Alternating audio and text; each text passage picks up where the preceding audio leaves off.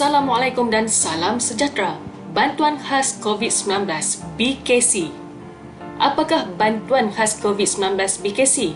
Jawapannya adalah bantuan khas COVID-19 BKC adalah bantuan tunai langsung yang disediakan oleh kerajaan bagi meringankan kos sara hidup dan beban rakyat akibat pandemik COVID-19 hingga akhir tahun 2021. Siapakah yang layak menerima BKC? Kategori penerima yang layak menerima BKC adalah seperti berikut. Kategori penerima miskin tega B40 M40. Klasifikasi isi rumah, warga emas batang kara, individu bujang. Adakah perlu membuat permohonan bagi mendapatkan BKC? Anda tidak perlu membuat permohonan kerana semakan kelayakan akan dibuat berdasarkan data sedia ada seperti berikut. Kategori penerima miskin tega, data bantuan permohonan BPR 2021. Kategori penerima B40, data bantuan daripada permohonan BPR 2021. Kategori penerima M40, data bantuan daripada percukaian LHDNM. Bermakna anda tidak perlu membuat permohonan kerana semakan kelayakan akan dibuat berdasarkan data sedia ada. Berapakah bayaran BKC yang akan diterima? Bayaran BKC yang akan diterima adalah seperti berikut. Kategori penerima miskin tega, isi rumah RM1,300, warga emas sebatang kara RM500 dan bujang RM500. Kategori penerima B40, isi rumah RM800, warga emas sebatang kara RM200, bujang RM200. Kategori penerima M40, isi rumah RM250, warga emas batang kara RM100, bujang RM100. Berikut adalah pembayaran bantuan khas COVID-19. Bilakah tarikh pembayaran BKC akan dibuat? Pembayaran BKC akan dibuat seperti berikut.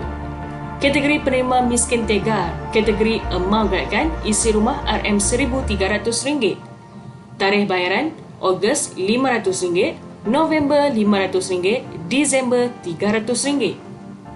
Kategori ataupun amount gelakan warga emas batang kara RM500. Tarikh bayaran Ogos RM200, November RM300. Kategori dan amount gelakan bujang RM500. Tarikh bayaran Ogos RM200, November RM300. Manakala bagi kategori penerima B40, isi rumah RM800 akan dibayar bermula Ogos RM500, Disember RM300. Warga emas sebatang kara RM200 akan dibayar Ogos RM200. Manakala untuk bujang B40 RM200 akan dibayar pada Ogos RM200. Untuk kategori M40, isi rumah RM250, bayaran pada Ogos RM250. Kategori warga emas batang kara RM100 dibayar pada Ogos RM100. Manakala pada bujang RM100 dibayar pada Ogos RM100.